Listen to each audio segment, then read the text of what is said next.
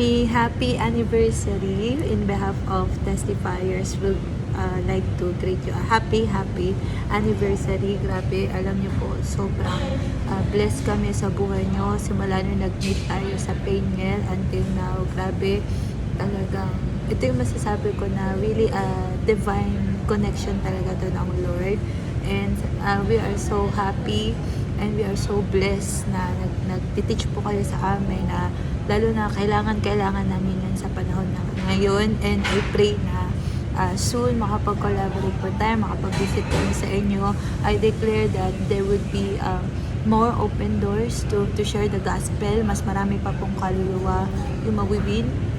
And the Lord will continue to expand your territory. Mas madami po kayo mapuntahan kasi He's coming soon. Jesus is coming very soon. And yung ginagawa niyo po is wow.